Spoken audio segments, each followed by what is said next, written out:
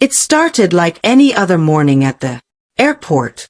Laughter, announcements, the hum of travelers. But everything changed. In an instant. Officer Mark Jensen's K9 partner, Rex, suddenly froze. His ears shot up, his body tense. Then, without warning, he broke free, barking furiously at a small red-haired girl, holding a pink backpack. People screamed. Security swarmed. The little girl burst into tears, clutching her bag tighter. Rex, stand down, Mark yelled, pulling hard on the leash. But the dog wouldn't stop. His eyes weren't filled with anger. They were filled with urgency. Something was wrong. And when Mark finally opened that backpack to see what Rex had sensed, the truth left the entire terminal in stunned silence. Before we start, make sure to hit like, share, and subscribe. And really, I'm curious. Where are you watching from? Drop your country name in the comments. I love seeing how far our stories travel. It was supposed to be a normal morning at the airport. The air buzzed with the sound of rolling suitcases, boarding calls, and laughter. Officer Mark Jensen walked through the main terminal with his K9 partner, Rex, a disciplined German shepherd known for his calm and loyalty. Children waved at him as he passed, and Rex wagged his tail politely. But then something changed. In a split second, Rex froze. Ears perked, muscles tense, eyes locked. Ahead. Mark followed his gaze and saw her. A small red-haired girl standing alone near the security checkpoint, clutching a pink backpack. Without warning, Rex lunged forward, barking furiously.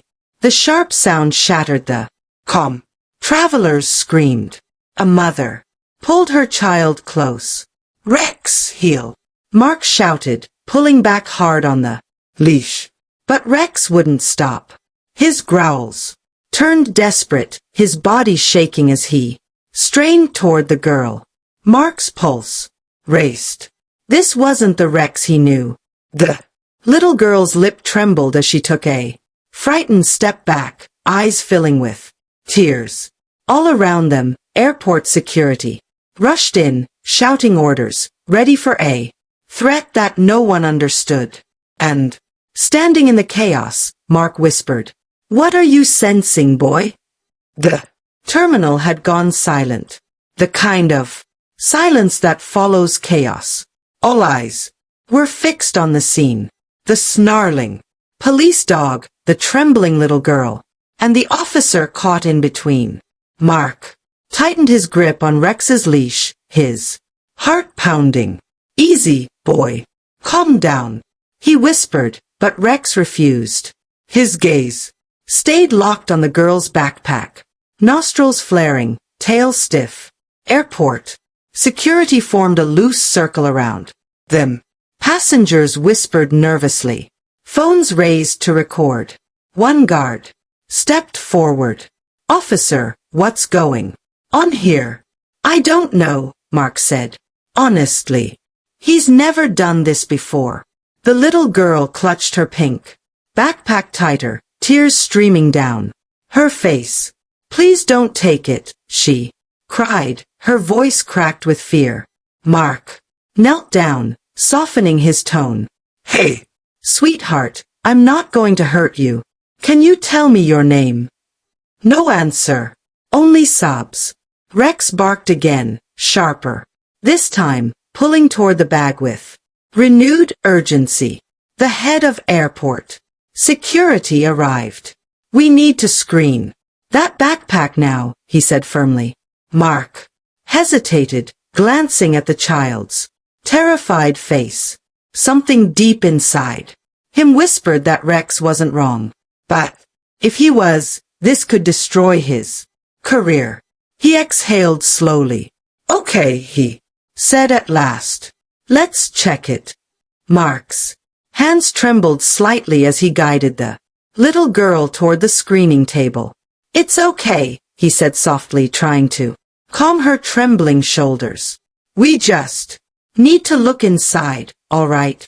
But she shook her head violently, clutching the straps of her backpack with both hands. Please don't take it, she begged again. It's not bad. I promise. Rex paced in circles, whining now instead of barking. His behavior had changed, but the intensity in his eyes hadn't. He pressed his nose against the backpack and whimpered softly, as if trying to warn them of something urgent. Mark exchanged a nervous glance with the security chief. We'll do this gently, he said, unzipping the bag slowly. The moment the zipper opened, Rex froze. Inside were scattered objects. A small teddy bear, a child's inhaler, a folded blanket, and beneath them something that made Mark's heart sink, an oxygen mask, an empty EpiPen, and a hospital bracelet. Before he could process it, the little girl gasped and stumbled backward.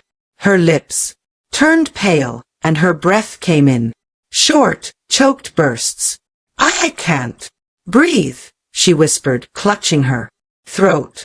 Rex barked wildly, pawing at her arm, his instincts screaming louder than words.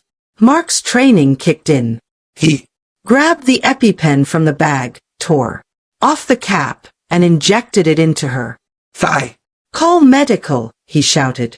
And as the girl's tiny body went limp in his arms, Mark realized Rex hadn't been attacking her. He had been trying to save her life. The terminal exploded into motion. Medic! We need a medic. Now! Mark's voice echoed through the concourse as passengers gasped and cleared the way. The little girl lay motionless on the cold floor, her small hands still clutching the pink backpack.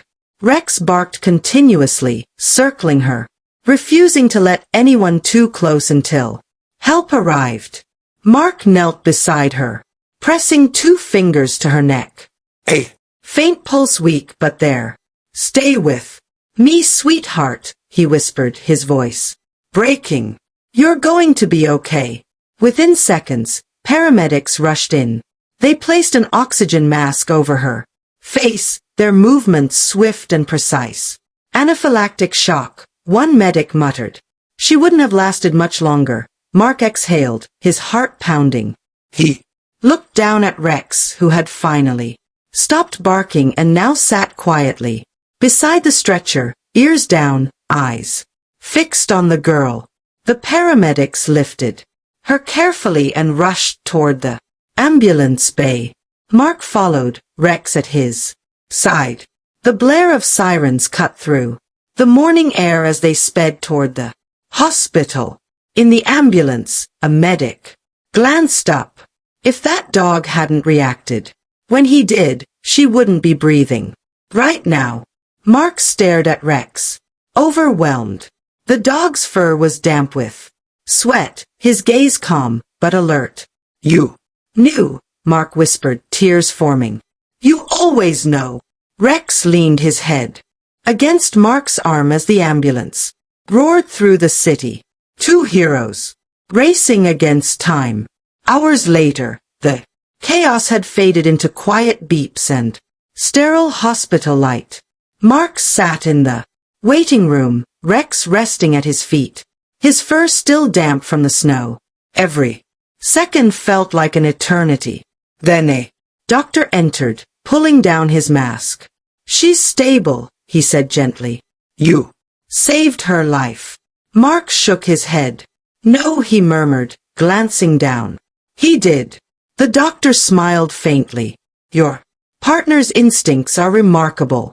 The allergic reaction was progressing fast. Another minute and she wouldn't have made it.